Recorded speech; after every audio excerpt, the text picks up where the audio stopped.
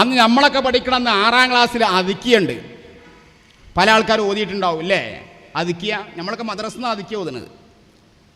ഈ അതിക്കിയ വലിയ മഖ്ദൂമി രചിച്ചതാണ്. അതിലൊക്കെ അവരൊക്കെ നമ്മളെ പഠിപ്പിക്കുന്ന ശൈലിയോക്കുകൾ, മൻറാമ അൻ യസ്ലുക ത്വരീഖൽ ഔലിയാ, കണ്ടോ? ഔലിയാക്കളോടുള്ള സ്നേഹത്തിലേക്ക് ജനങ്ങളെ കൊണ്ടുവരികയാണ് പൊന്നാനി മഖ്ദൂമീങ്ങൾ. അതിനൊക്കെ മനുഷ്യന് തടസ്സമായി വെറുതെ ചറപറ തർക്കം. ഇത് ഉണ്ടാക്കുന്നൊരു പാഠപദ്ധതിയാണ് ഈ മന്തിക്ക് എന്ന് പറഞ്ഞാൽ. മന്തിക്ക് എന്ന് പറഞ്ഞ പഠനം സ്ഥാപിച്ചു കൊണ്ടുവന്നത് ഏതോ വലിയ ഇമാമിങ്ങളല്ല. മന്തിക്കിൻ്റെ കിതാബ് അന്ന അറസ്താത്വാലീസ്, ചില കുട്ടികളൊക്കെ റളിയല്ലാഹു അൻഹു എന്ന്, അരിസ്റ്റോട്ടിലാണ്. നമ്മളെ സ്കൂളിലൊക്കെ പഠില്ലേ അരിസ്റ്റോട്ടിൽ, ആ ചങ്ങായി. ഇങ്ങനെയുള്ള ആളുകളാണ്. അവർക്ക് പല പിഴച്ച വിശ്വാസങ്ങളുണ്ട്. ഈ ലോകത്തിന് നാശമല്ല അവരുടെ വാദമാണ്. പിന്നെ ഹയൂല സൂറത്ത് എന്നൊക്കെ പറഞ്ഞിട്ട് ഒരു ഏടാക്കൂടെ ഒരു ഫായിദയില്ലാത്ത വിഷയങ്ങൾ. അത്തരം വിഷയങ്ങളിലേക്ക് പഠനം കൂടിയാൽ യഥാർത്ഥ മാർഗത്തിൽ നിന്ന് മനുഷ്യന് വഴിതെറ്റിപ്പോകും. അതുകൊണ്ട് തന്നെ പൊന്നാനി മഖ്ദൂമീങ്ങൾ മന്തിക്കിൻ്റെ പഠനം അതിനെ പ്രോത്സാഹിപ്പിച്ചില്ല. അതാ നമ്മളെപ്പോഴും പറയല്. നമ്മളത് തീരെ തൊടണ്ടെന്ന് പറഞ്ഞിട്ടില്ല. പിന്നെയോ അമിതാവേശം വേണ്ട. അതിലിങ്ങനെ കെട്ടിമറിഞ്ഞു കൂടുന്ന പൊന്നാനി മഖ്ദൂമീങ്ങൾ എന്താണോ പറഞ്ഞത് അത് തന്നെ. അതിക്കയിൽ കാണാം ഒരു ബൈത്ത്, ലാ തഗ്തരിർ ബിവുഖൂഇ അഹ്ലി സമാനിന ഫീ മന്ദികിൻ സുമ്മൽ കലാമി തവഗ്ഗുലാ. ലാ തഗ്തരിർ ബിവുഖൂഇ അഹ്ലി സമാനിന. വലിയ മഖ്ദൂം പാടുക, മോനെ ലാ തഗ്തരിർ, വഞ്ചിതനായി പോണ്ട, ബിവുഖൂഇ അഹ്ലി സമാനിന ഫീ മന്ദികിൻ, നമ്മളെ ഈ കാലഘട്ടത്തിലുള്ള കുറേ ആൾക്കാർ ശുഗലാകുന്നു ഫീ മന്ദിക്കിൻ, മന്ദിക്കിൻ്റെ പഠനത്തിൽ. സുമ്മൽ കലാം, പിന്നെ ഇൽമുൽ കലാം, അള്ളണ്ടോ ഇല്ലേ ദൈവമുണ്ടോ എന്ന ബുക്കിറങ്ങാണല്ലോ. ഇങ്ങനെ കുറേ ചർച്ചകൾ, തവഗ്ഗുല, അതിൽ പൂണ്ട് പിടിച്ച ചർച്ചകൾ, കാര്യമില്ലാതെ. ആ രൂപത്തിൽ അതിലേക്ക് പോകണ്ട. വളരെ ഉന്നതമായ ഉപദേശം. ഇത് പൊന്നാനി മഖ്ദൂം നൽകിയതാണ്. പക്ഷെ ഈ ചങ്ങാതിമാർക്ക് ഇത് ദഹിക്കണില്ല. ചാലിലകത്ത് കുഞ്ഞാമദാജിൻ്റെ അവിടുന്ന് മന്തിക്ക് പഠനം സജീവമായി. അതുകൊണ്ട് തന്നെ ചാലിലകത്തിൻ്റെ ശിഷ്യന്മാരും ശിഷ്യന്മാരുമാണ് കേരളത്തിൽ വഹാബികളുടെ ഉറവിടമായി കടന്നു വന്നത്. കറക്റ്റാ കാര്യം, വളരെ കറക്റ്റാ കാര്യം. മന്തിക്ക് പഠനത്തിനെ പൊന്നാനി മഖ്ദൂമീങ്ങൾ നിരുത്സാഹപ്പെടുത്തി. അതിന് അമിതമായ പ്രോത്സാഹനം നൽകി പിറകിൽ വന്ന ചില ആളുകൾ. അതിക്കേലുള്ള ബൈത്താത് ഇതാ നമ്മൾ ഉപദേശിച്ചത്. കാരണം എന്താ? ഈ മശായിഖന്മാരെ അവരെ സ്വീകരിക്കാനും അവരോടുള്ള ബഹുമാനം നിലനിർത്താനും പല ആളുകൾക്കും തടസ്സമായത് ഇൽമുൽ മന്തിക്കിൻ്റെ പഠനത്തിലേക്ക് പോയി ഇൽമു തസവുഫിൻ്റെ ഭാഗം വിട്ടതിന് ശേഷമാണ്. അതിൽപ്പെട്ട ഒരു കിതാബാണ് മുല്ലാസൻ. ഇതുമായി ബന്ധപ്പെട്ട് നമ്മളത് ഇടക്കാലത്ത് പറഞ്ഞു, ഈ മുല്ലാസനൊക്കെ ഓതിയിട്ട് നിങ്ങൾ ആൾക്കാരെ സ്വീപ്പാക്കണ്ട. മുൻഗാമികളായ പണ്ഡിതന്മാർ പറഞ്ഞതാണ്, ശംസുൽ ഉലമ തന്നെ പറഞ്ഞതാണ്, വളരെ വ്യക്തമായി ആ കാര്യം ബോധ്യപ്പെടുത്തിയതാണ്. പക്ഷെ ഇതൊന്നും ഇവർക്ക് സഹിക്കണില്ല. അയാളൊരു ചോദ്യം മറുപടി ഉണ്ടാകും, കേട്ടോളി നിങ്ങൾ. കൂട്ടത്തിൽ നമ്മളൊക്കെ പ്രത്യേകം വരാൻ വെച്ചാൽ പമ്പേസ് എന്നൊക്കെ പറഞ്ഞിട്ട് പറയുന്നുണ്ട്, അതൊന്ന് കേൾക്കണ നല്ല. പരിശുദ്ധമായ ഇസ്ലാമിൻ്റെ അറിവുകളെ നമുക്ക് മുൻകഴിഞ്ഞു പോയ പണ്ഡിതന്മാർ വിവിധ ഫന്നുകളാക്കി തരംതിരിച്ചിട്ടുണ്ട്. അതിൽ പ്രധാനപ്പെട്ട ഒരു ഫന്നാണ് മഅഖൂലാത്ത് എന്ന് പറയുന്നത്. നമ്മുടെ കേരളത്തിൻ്റെ ദർസി ശൈലികളെ രൂപപ്പെടുത്തിയ പണ്ഡിതന്മാർ മുഴുവനും മഅഖൂലാത്തിൻ്റെ കിതാബുകളെ പള്ളി ദർസിൻ്റെ സിലബസിൽ ഉൾപ്പെടുത്തിയതുമാണ്. എന്നാൽ ഇതിനെയൊക്കെ നിരാകരിച്ചുകൊണ്ട് മഅഖൂലാത്ത് എന്ന് പറയുന്ന ഫന്നിനെ പഠിക്കേണ്ട ആവശ്യമില്ല, മഅഖൂലാത്തിൻ്റെ കിതാബുകളുടെ പേജെടുത്ത് കുട്ടികൾക്കുള്ള പമ്പേഴ്സാക്കാമെന്ന് പോലും ചില മൗലവിമാർ തട്ടിവിട്ടിട്ടുണ്ട്. ആ കിതാബിനൊരു മഹത്വവും ഇല്ല എന്നാണ് അവർ പറഞ്ഞു വെക്കുന്നത്. മന്തിക്കിൻ്റെ കിതാബായ മുല്ലാ ഹസനിൽ കുഫ്രിയത്തിൻ്റെ വാദമുണ്ടെന്നും പരസ്യമായി പ്രസംഗിക്കുകയും വെല്ലുവിളി നടത്തുകയും ചെയ്തിട്ടുണ്ട്. അതിനെ എങ്ങനെയാണ് നോക്കിക്കാണുന്നത്? മന്തിക്കിന്റെ കിതാബിനെ കള്ളന്മാർ എന്നും എതിർക്കും. കാരണം ചോദ്യതാണ് മറ്റേ കുട്ടിൻ്റെ ചോദ്യം. ഈ മന്ദിക്കിൻ്റെ കിതാബ് എന്ന് പറഞ്ഞാൽ നമ്മളെ പൂർവികരൊക്കെ സിലബസിൽ പ്രത്യേകം ഉൾപ്പെടുത്തിയതാണ്. ഇടക്കാലത്ത് ചില ആളുകൾ പറഞ്ഞു അതിനൊന്നും വലിയ ബഹുമാനമുള്ള കുട്ടികൾക്ക് പമ്പേസാക്കാന്നൊക്കെ ചില മൗലവിമാർ തട്ടിവിട്ടു. അതിനെ ബഹുമാനപ്പെട്ട നിങ്ങളെങ്ങനെ നോക്കിക്കാണത്? അതിന് ഞാൻ അയാളെ ബഹുമാനപ്പെട്ട മുറബിനെ കണ്ടുപിടിച്ച ആൾ മറുപടി പറയട്ടെ. അവരുടെ തരികട നടക്കൂല. പിന്നെ മന്ദിക്കിന്റെ കിതാബ് പറഞ്ഞാൽ ഖുർആൻ ഹദീസ് ഓതുമ്പോഴല്ല, അതിന് വെട്ടേണ്ടത് വെട്ടണം, കുറച്ച് നമുക്ക് പറയാം. അതിനെ എങ്ങനെയാണ് നോക്കിക്കാണുന്നത്? മന്ദിക്കിന്റെ കിതാബിനെ കള്ളന്മാർ എന്നും എതിർക്കും. കാരണം അവരുടെ തരികട നടക്കൂല. പിന്നെ മന്ദിക്കിന്റെ കിതാബ് പറഞ്ഞാൽ ഖുർആൻ ഹദീസ് ഓതുമ്പോഴല്ല, അതിന് വെട്ടേണ്ടത് വെട്ടണം, നമുക്ക് പറയാം. അതിൽ പാരി പേടിക്കേണ്ട ആവശ്യമില്ല. മുല്ലാസന് കുഫർ കണ്ട ഇവർക്ക് മുല്ലാസനിൽ കുഫർ ഉണ്ട് എന്നാറില്ല. മുല്ലാസന് കുഫർ അടക്കട്ടെ, മുല്ലാസന്റെ തുടക്കം മുതൽ 2-3 പേജ് അർത്ഥം വെക്കട്ടെ. എന്നിട്ട് ഇവരായിട്ട് മുല്ലാസന് സംസാരിക്കാൻ പറ്റുമോ പറ്റില്ല എന്ന് ആദ്യം അറിയണം. മുല്ലാസൻ എന്ന് പറഞ്ഞാൽ പേടിപ്പിക്കുക. മുല്ലാസന് കുഫറുണ്ടോ കുഫറില്ലേ? മുല്ലാസൻ വലിയ ഒരു തഹ്കീക്കുള്ള കിതാബാണെന്നൊന്നും നമുക്ക് അഭിപ്രായമില്ല. മുല്ലാസന് ചില പോരായ്മകളുണ്ട്. പക്ഷെ ആ മുല്ലാസിന് ഓതന്റെ അടുത്ത് നിന്ന് ഓതിയാൽ നമ്മുടെ ഈമാൻ തഹ്കീക്കാവും. നമ്മളെ ഈമാൻ തഹ്കീക്കാക്കാൻ പറ്റിയൊരു കിതാബാണ്, അത് ചർച്ച ചെയ്യാൻ പറ്റിയൊരു കിതാബാണ്. അതുകൊണ്ടാണ് ഭയകാരമായി അത് പെടുത്തില്ല. അല്ല മുല്ലാസം പറഞ്ഞാൽ ചേർക്ക് അംഗീകരിക്കാനല്ല. മുല്ലാസന്റെ കുഫർ കണ്ട് നേരെ വെച്ച് നൂരിഷാ ത്വരീഖത്തിന്റെ കുഫറിന്റെ വാദം കണ്ടില്ല. നൂരിഷാ ത്വരീഖത്ത് ഹക്കാക്കാൻ നടക്കുക ഈ കൂട്ടൻ തന്നെ. നൂരിഷാ ത്വരീഖത്ത് സമസ്ത എതിർത്തതിനെ പറ്റി നേരത്തെ പറഞ്ഞല്ലോ, ഏതൊരു പാമ്പേസ് എന്നാണ്. ഞാൻ കുറച്ച് മുമ്പ് എഴുതി കണ്ടു പാമ്പേസ് മൗലവി എന്നാണ് കണ്ടത്. ഞാൻ വിചാരിച്ചത് എന്താണെന്ന് വിചാരിച്ചു ഒരു ക്ലിപ്പ് കണ്ടപ്പോൾ.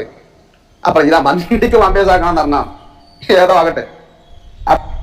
അണ്ടല്ലേ ഞങ്ങള് ഞാനൊരു ദിവസം പാമ്പേസ് കണ്ടു കാരണം ചിരിച്ചാ.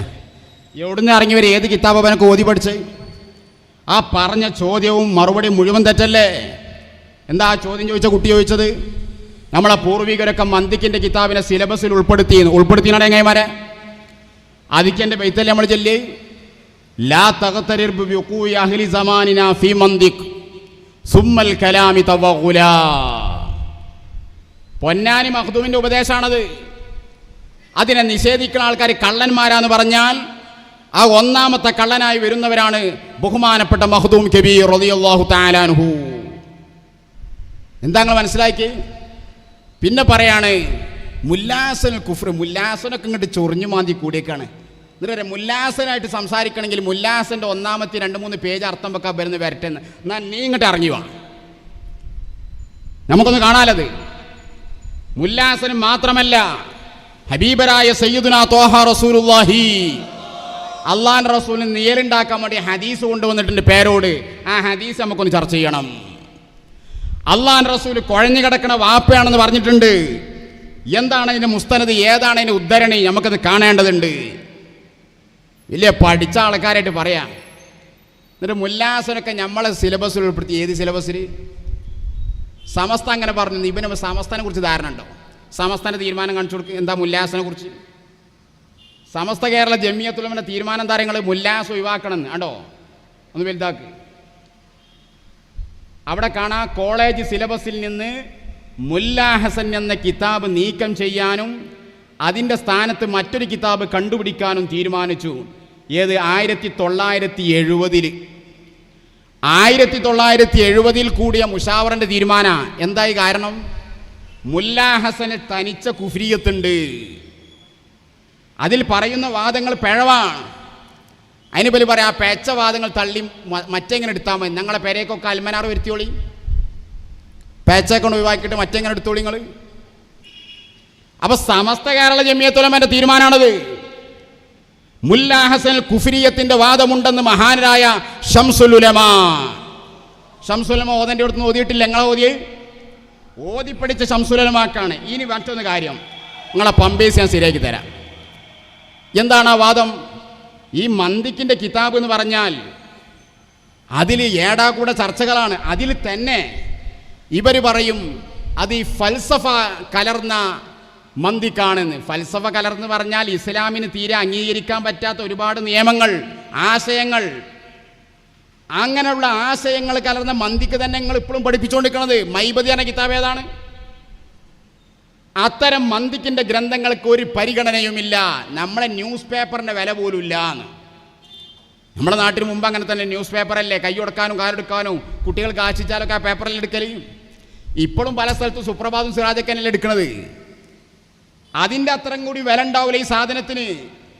ഇസ്ലാമിന് തേരെ നിരക്കാത്ത ആശയങ്ങൾ, നിങ്ങൾ പള്ളി ദർസിൽ പഠിപ്പിക്കുന്ന മൈബദി, അതിലുള്ള ഹയൂല സൂറത്തി എന്നുള്ള ആശയങ്ങൾ, തുടർന്നുള്ള സംഭവങ്ങൾ ഫൽസഫയല്ലേ മൗലവി? അത്തരം കിതാബുകൾക്ക് പരിഗണനയുണ്ടോ? ആ ഗ്രന്ഥങ്ങൾക്ക് പരിഗണനയില്ല എന്നും അതിൻ്റെ ഹുർമത്തിന് ഒരു ഹുർമത്തുമില്ല എന്നും എത്രത്തോളം മഹാന്മാർ പറഞ്ഞു. അത് ഇസ്തിഞ്ചായിന് പറ്റും, മനോഹരം ചെയ്യാൻ വരെ പറ്റും, ഒരു ഹുർമത്തും അതിനില്ല. അത് ഞാൻ പറഞ്ഞതല്ല. ഒന്ന് രണ്ട് ഉദ്ധരണി കാണാം. ബഹുമാനപ്പെട്ട ഇമാം സുയൂത്തി തങ്ങൾ ഇതുമായി ബന്ധപ്പെട്ടൊരു ഗ്രന്ഥം തന്നെ രചിച്ചു. അൽ ഖൗലുൽ മശ്രിഖ് ഫീ തഹരീമിൽ ഇസ്തിഗാലി ബിൽ മന്തിഖ്. കണ്ടങ്ങള്, അൽ ഖൗലുൽ മശ്രിഖ് ഫീ തഹരീമിൽ ഇസ്തിഗാലി ബിൽ മന്തിഖ്. ഇവര് പറഞ്ഞെന്താറിയോ?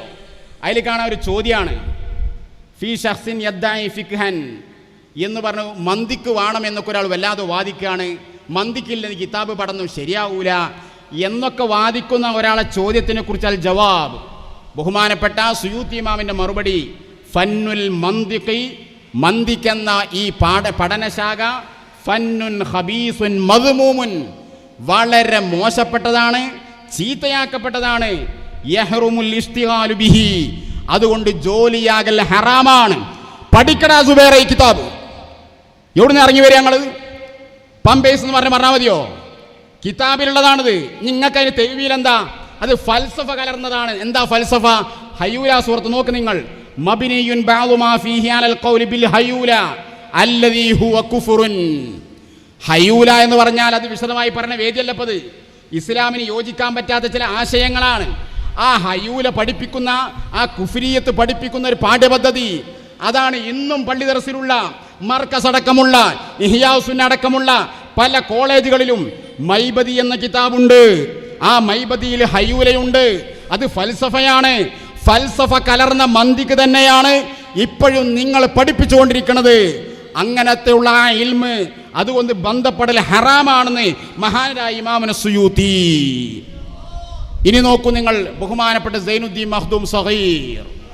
സൈനുദ്ദീൻ മഖ്ദൂം സഗീർ അവിടുത്തെ ഒരു കിതാബ് ഇസ്തിൻജായിനെ സംബന്ധിച്ച് പറയുന്ന കിതാബാണ്. എന്താണ് ആ കിതാബ്?